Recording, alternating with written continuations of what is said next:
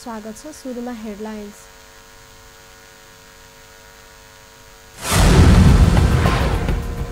छठ पर्वको दोस्रो दिन आज खरना मनाइँदै।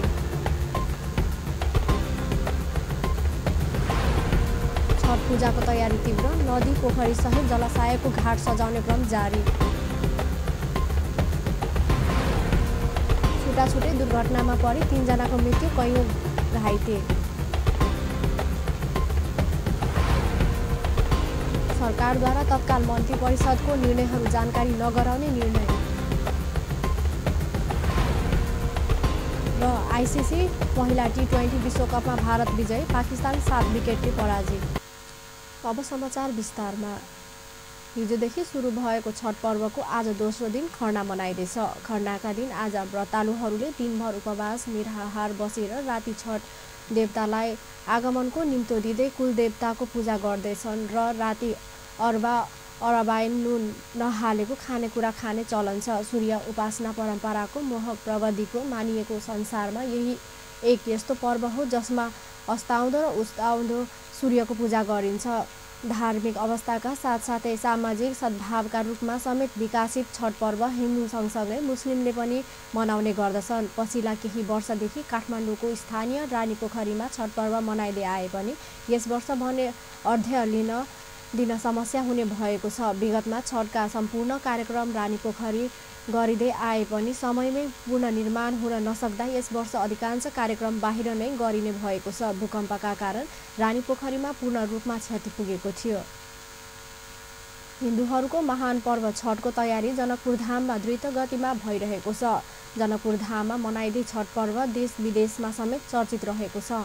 छठ पर्वका लागि यति बेला जनकपुर धाम स्थित गंगासागर, धनुसागर, अर्गजा पोखरी, दशरथ तलाव, गोर्धोनी पोखरी सहित जनकपुर धामका विभिन्न जलस्रोतहरूको सफाई गर्नुका साथै टेन्ट, पण्डाल, विद्युतीय बत्ती जडान गरी सजाउने काम भइरहेको छ। छठ पर्वको तयारीमा जुटेका विभिन्न सरोवर स्थितिका छठ पूर्व आयोजक समितिहरूले प्रत्येक वर्ष जस्तै यस वर्ष समेत सरोवरहरूलाई सजाउने व्रतालुहरूका लागि सुरक्षित व्यवस्थापनका काम भइरहेको बताउँछन्। बहुत शान से छठ पबनी पूजा कर रहल छियै नहीं, और एम की हम सब बहुत धूमधाम से मनावे के सेहो सोचने छियै और टेंट सेंट के सेहो व्यवस्था छै, बिजली बत्ती के सेहो व्यवस्था छै। हर साल हम सब 300 रुपया के दर से लै छलियै प्रत्येक अरघ में। एम की कुछ महंगाई के कारण जैसे 500 रुपया के दर कयने छियै। अभी तक हमरा सब में क्लियर न है, 300 से भऽ सकैए, 500 से भऽ सकैए, एहि के आगे नहीं कहल जा सकैए। लेकिन सफल प्रयास है कि जब तक महंगाई बढ़ गेल छै तो 500 के दर से हमरा सबके विचार है कि एगो अरघ पर लेवे के बात है। वैसे ही छठ में आके मतलब श्री बजरंग कमेटी है ना, मतलब भर रहा के है ना छठ के मतलब है ना, अरे में अपने के मतलब एगो छठ करे वाला के यहाँ के 500 रुपया के मतलब है ना शुल्क रखल गेल है। एहिमे एक संस्था मतलब यहाँ के मतलब एहिमे सहयोग मतलब है ना, जैसे यहाँ के मतलब लाइट है जना है ना, बिजली है, हाँ ये शांति सुरक्षा के लगे मतलब है ना। ऑपरेशन के रूप में हमरा सबसे माने पान पंडाल सब जो है, टेंट के गाजा बाजा है, माने इलेक्ट्रिसिटी के माने डेकोरेशन सब माने सब चीज़ के करते हुए छठ पर्व हिजोदेखि विधिवत सुरु भएको छ। जनकपुर धाम सहित मिथिलाञ्चल तराई मधेसमा मुख्यतः मनाउने छठ अब काठमाडौँ सहित पहाडी क्षेत्रमा समेत मनाउन थालिएको छ। नेपाली कांग्रेसका नेताहरू सरसफाई गरेका छन्। धनुषाको क्षेत्र नम्बर 3 र 4 को नेताहरूका साथै केन्द्रीय नेताहरू समेतको समूह अधिकारी पोखरी र ठाडी पोखरीको सरसफाई गरेका छन्। जनकपुर धाम वडा नम्बर 14 का कांग्रेस सभापति हरिलाल राउतका अगुवाईमा सरसफाई गरिएको छ। सरसफाईमा सहभागी नेता एवं पूर्व मन्त्री महेन्द्र यादवले छठ पर्वमा पोखरी, सरोवर, नदी र तलाउहरूमा पूजापाठ हुने गरेको र सरसफाईप्रति जनचेतना जोगाउनका लागि समेत पोखरीहरूको सरसफाई गरिएको धारणा राखे। महान पर्व छठी मैया के लेल सोमवार के खरना, मंगल के सोचका अर्घ और बुध के पारण जे सब कोई के पता है। और यहन में सर सफाई जे पोखरी सब पर जे छठी मैया के व्रत होइ छै तो पोखरी के सर सफाई कनाई जरूरी है। और ये छठ व्रत जे है से एकटा सर सफाई के सेहो एकटा प्रकाश के सेहो जे है से एकटा सूचक है। अब सर सफाई के माध्यम से सेहो समाज में एकटा चेतना जागृति लायल जा। सरसफाई कार्यक्रममा नेता चन्द्रमोहन यादव, सन्तोष यादव, धीरेन्द्र मोहन झा, प्रफुल्ल राज घिमिरे, मनोज शाह सहितको सहभागिता थियो। सप्तरीमा पनि छठ पूजाका लागि चाहिने प्रसाद सामग्री तथा भाँडा बर्तनका किनमेल सुरु भइसकेको छ। छठी माताको पूजा आराधना गरिने सप्तरीको नदी, तलाउ, पोखरी लगायत जलाशय छेउमा सरसफाई र सजावटको काम अहिले जोडतोडका साथ भइरहेको छ। छठी घाटसम्म जाने मार्गलाई पनि आकर्षक प्रवेशद्वार र सजावट गर्ने काम भइरहेको छ। छठ पूजा मनाउन राजविराजको भगवती पोखरी, कल्टु पोखरी, सकलदेवी पोखरी, तुरुन्द पोखरी, पूर्णी पोखरी लगायतका विभिन्न स्थानमा रहेको जलाशय सजाउने काम भइरहेको छ। आकर्षक टेन्ट, पण्डाल र झिलिमिली बत्ती लगाएर छठ घाट सजाउन स्थानीय क्लब र छठ पूजा समितिले लाखौँ रुपैयाँ खर्च गर्दै आएका छन्। आइतबार यो पर्वको आइतबारदेखि प्रक्रिया सुरु हुन्छ। आइतबार के हुन्छ भने महिलाहरूले बिहान नुहाइ धुवाइ गरेर शुद्ध खाना खाने र सोमबार खरना हुन्छ। अनि मङ्गलबार बेलुका सूर्य भगवानलाई अर्घ दिन्छ। त्यसपछि बुधबार बिहान सूर्य भगवानलाई अर्घ दिई यो पर्व समापन हुन्छ। हाम्रो पूर्वजहरूले पूर्वकालदेखि नै हिन्दू परम्परा अनुसार यो छठ पर्व तपाईँको मङ्गल छठ पर्वमा विशेष मानिने बसबाट निर्मित डाला, चङ्गेरा, माटोको हात्ती, घोडा, ढक्ना, दियो लगायतका सामग्रीको किनमेल गर्नेको भिड लागेको छ। छठमा प्रसादको रूपमा प्रयोग गरिने नरिवल, केरा, उखु लगायतका विभिन्न फलफुलको बिक्री पनि बढेको छ। सप्तरीमा छठ पर्वका बेला चोरी, लुटपाट, छेडखानी लगायतका घटना हुन नदिन सुरक्षा व्यवस्था कडा पारिएको र हरेर पूजा स्थलमा निगरानी गरिने गरी सुरक्षा व्यवस्था मिलाएको प्रहरी उपरीक्षक राजेन्द्र विष्टले जानकारी दिनुभएको छ। हुनुहुन्छ प्रहरीहरू, उहाँहरूलाई हामीले पूर्ण क्षमतामा परिचालन गरेका छौँ र यसरी पूर्ण क्षमतामा परिचालन गरेर अहिले सप्तरीको होल जिल्लाकै शान्ति सुरक्षा एकदमै सामान्य अवस्थामा छ। अनि सीमा नाकामा हामीले अहिले विशेष गरेर यो तिहार र छठ भनेको चाहिँ पटाकाहरूको चाहिँ ल्याउने, अब यो हाम्रो 78 किलोमिटर ओपन बोर्डर एरिया छ र यता चाहिँ भारतीय प्रहरीहरूसँग पनि समन्वय गर्ने। आइतबारदेखि औपचारिक रूपमा 4 दिवसीय महान छठ पर्व विधिवत रूपमा सुरु भएको छ।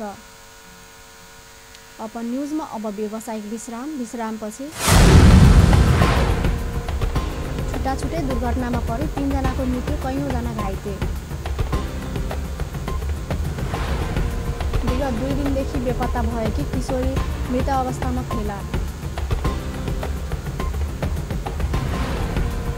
र सरकारद्वारा तत्काल मन्त्री परिषदको निर्णयहरू जानकारी नगराउने निर्णय। विश्रामपछि समाचारमा स्वागत छ। अब बाँकी समाचार। उदयपुरमा ट्र्याक्टर दुर्घटनामा परि 3 जनाको मृत्यु भएको छ।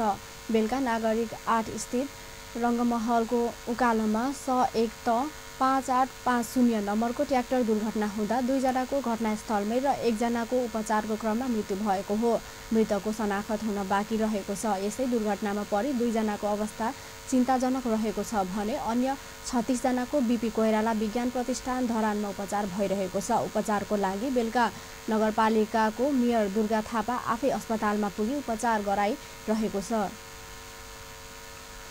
नवलपरासीको दाङबाट काठमाडौँका लागि छुटेको बस सोमबार बिहान नवलपरासीको अमरापुरीमा दुर्घटनामा परेको छ। बस अनियन्त्रित भएर पल्टिँदा 25 जना घाइते भएका छन्। घाइतेमध्ये 3 जनाको अवस्था गम्भीर रहेको जिल्ला प्रहरी कार्यालय नवलपुरले जनाएको छ। दाङबाट काठमाडौँका लागि छुटेको ना 6ख 3973 नम्बरको बस अनियन्त्रित भएर पल्टिएको हो। दुर्घटनामा घाइते भएका मध्ये दाङको घोराही उपमहानगरपालिका वडा नम्बर 15 का 28 वर्षीय होम बहादुर पोखरेल, दाङकै शान्तिनगर गाउँपालिका वडा नम्बर 1 का 1 वर्षका बालक यनुस विज्ञ र दाङ तुलसीपुरकी 24 वर्षीय लक्ष्मी बस्नेतको अवस्था चिन्ताजनक रहेको प्रहरीले जनाएको छ।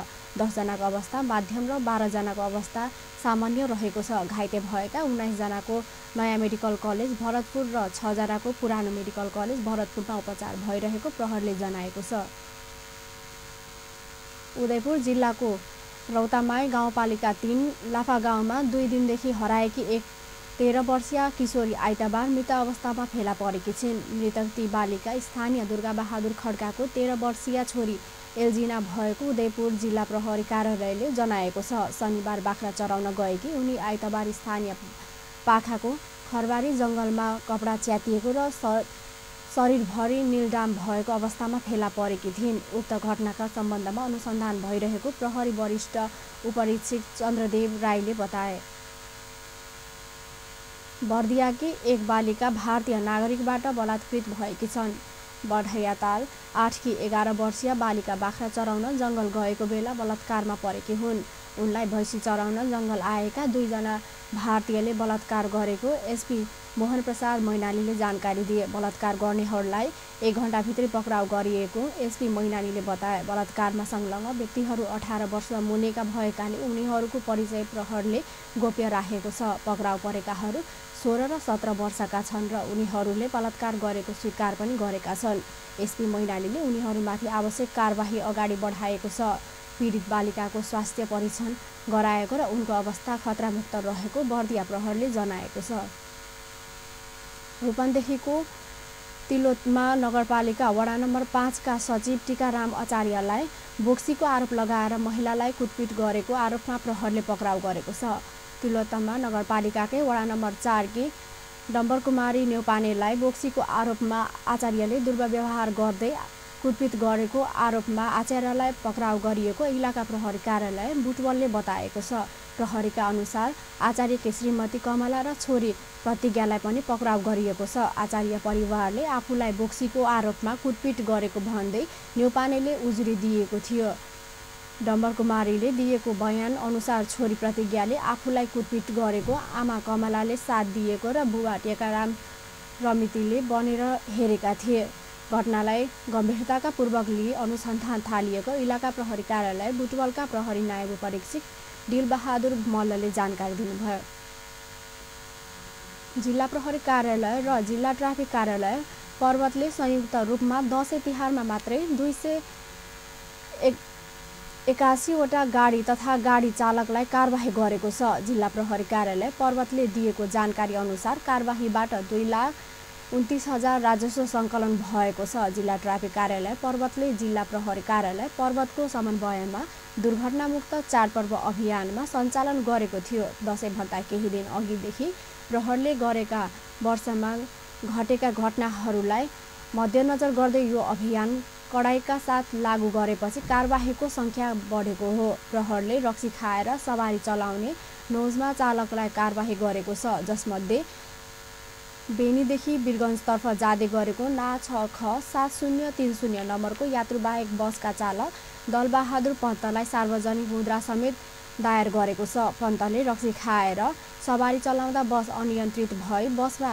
सवार बागलुङ नगरपालिका 10 की 23 वर्षीय गीता परियार बसबाट खसेर घाइते हुनुभएको थियो। पन्तले मादक पदार्थ सेवन गरी सवारी चलाएको प्रमाणित भएपछि कारबाहीका लागि मुद्दा दायर गरेको प्रहरी निरीक्षक राजन रायमाझीले जानकारी दिनुभयो। प्रहरीले बढी भाडा लिएको भन्दै 7 वटा गाडी र क्षमताभन्दा बढी यात्रु बोकेको भन्दै 40 वटा गाडीलाई कारबाही गरेको छ। यस्तै अन्य 225 सवारी साधनलाई विभिन्न कसुरमा कारबाही गरिएको प्रहरी निरीक्षक रायमाझीले जानकारी दिनुभयो। सरकारले 6 संवैधानिक आयोगहरूमा सचिव तोकेको छ। दलित आयोगमा पुरुषोत्तम नेपाल, समावेशी आयोगमा सुरेश अधिकारी र मुस्लिम आयोगमा केदार प्रसाद पनेरुलाई जिम्मेवारी दिएको छ। यसै गरी मधेसी आयोगमा भूपाल बराल, आदिवासी जनजाति आयोगमा रुद्रसिंह तामाङ र थारू आयोगमा रूपनारायण भट्टराईलाई सचिवको रूपमा काम गर्न जिम्मेवारी दिएको छ। सङ्घीय मामिला तथा सामान्य प्रशासन मन्त्रालयमा कार्यरत सचिवहरूलाई आयोगको प्रशासनिक कार्य सञ्चालनका लागि मन्त्री परिषद स्तरीयबाट सचिवको जिम्मेवारी दिएको मन्त्रालयले जनाएको छ। आयोगको कार्यालय नखोलिसकेकाले तत्कालका लागि मन्त्रालयभित्रैबाट काम हुनेछ। एक आयोगमा सचिवको नेतृत्वमा 30 जना कर्मचारी रहने निर्णय यसअघि नै सरकारले गरिसकेको छ। अब समाचारमा पूर्ण व्यावसायिक विश्रामपछि सरकारद्वारा तत्काल मन्त्री परिषदको निर्णयहरू जानकारी नगराउने निर्णय र आइसिसी महिला T20 विश्वकपमा भारत विजय, पाकिस्तान 7 विकेटले पराजित। विश्रामपछि समाचारमा पुनः स्वागत छ। अब बाँकी प्रसङ्ग। सरकारले मन्त्री परिषदको निर्णयहरू तत्काल जानकारी नगराउने भएको छ। आइतबार साँझ बागबटार स्थित प्रधानमन्त्रीको सरकारी निवासमा बसेको मन्त्री परिषद बैठकले अबदेखि मन्त्री परिषदको निर्णय तत्काल जानकारी नगराउने निर्णय गरेको हो। अबदेखि मन्त्री परिषदको निर्णयहरू समय क्रमसँगै थाहा दिने निर्णय भएको सरकारका प्रवक्ता एवं सूचना प्रविधि तथा सञ्चार मन्त्री गोकुल बास्कोटाले जानकारी दिनुभयो। मन्त्री परिषदको बैठक अलि लामो समयपछि बस्यो। धेरै विषयमा छलफल भयो। आवश्यक निर्णयहरू गरिएको छ र समयक्रममा तपाईँहरूले थाहा पाइहाल्नुहुन्छ। आजको लागि यति नै, धन्यवाद। त्यसको अलिकति केही नयाँ प्रबन्ध गर्दैछौँ हामी, अलिक डिटेल। यसअघि विशेष अवस्था बाहेक महत्त्वपूर्ण निर्णयहरू मन्त्री परिषद बैठक लगतै प्रवक्ताबाट जानकारी गराइएको थियो। अब खेल समाचार।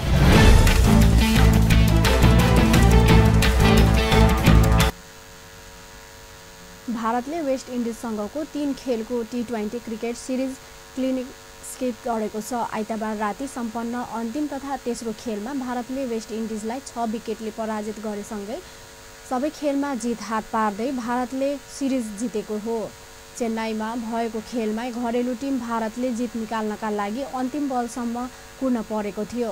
182 रनको चुनौती पछ्याउँदै ब्याटिङ गरेको भारतले पुरै ओभर खेलेर 4 विकेटको क्षतिमा लक्ष्य पूरा गर्यो। भारतका लागि ओपनर शिखर धवनले 92 रन बनाए। उनले 62 बलको सामना गर्दै 10 चौका र 2 छक्का प्रहार गर्दै उक्त रन बनाएका थिए। त्यस्तै भारतलाई जित दिलाउन ऋषभ पन्तले पनि शानदार प्रदर्शन गरे। उनले मात्र 38 बलमा 5 चौका र 3 छक्का प्रहार गर्दै 58 रन बनाए। बलिङतर्फ वेस्ट इन्डिजका किमो पाउलले 2 विकेट लिए। यता टस जितेर पहिले ब्याटिङ गरेको वेस्ट इन्डिजले निर्णयप्रति 20 ओभरमा 3 विकेटको क्षतिमा 181 रन बनाएको थियो। वेस्ट इन्डिजका लागि निकोलस पुरनले विस्फोटक ब्याटिङ गरेका थिए। उनले मात्र 25 बलमा 53 रन बनाएका थिए। उनले 4 छक्का र 4 चौका प्रहार गरेका थिए। त्यस्तै ड्रोनेन ब्राभोले 43 रन बनाए।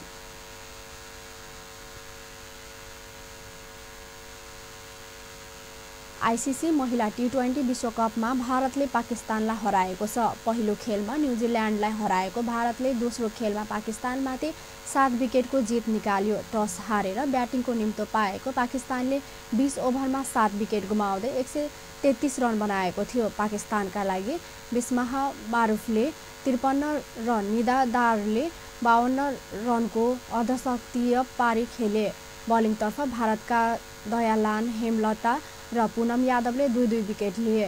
154 रनको लक्ष्य भारतले 6 बल बाँकी रहँदा 3 विकेट गुमाएर पुरा गर्यो। भारतका लागि मिथाली राजले 56 रनको अर्धशतकीय योगदान गरिन् भने स्मृति मान्धले 26 र जेमिमा रोड्रिगेजले 16 रन बनाए। हरमनप्रीत कौर 14 रनमा अभिजित रहिन्। अन्त्यमा हेडलाइन्स पुनः एकपटक। छठ पर्वको दोस्रो दिन आज खरना मनाइँदै। छठ पूजाको तयारी तीव्र। नदी पोखरी सहित जलाशयको घाट सजाउने क्रम जारी। छुटाछुटै दुर्घटनामा परि 3 जनाको मृत्यु, कैयौँ जना घाइते। सरकारद्वारा तत्काल मन्त्री परिषदको निर्णयहरू जानकारी गराउने निर्णय। र आइसिसी महिला T20 विश्वकपमा भारत विजय, पाकिस्तान 7 विकेटले पराजित। हस् त अपन न्युज अहिलेलाई यति नै। पल पल खबर तेज नजर हेर्दै रहनुहोला अपन टेलिभिजन। नमस्कार।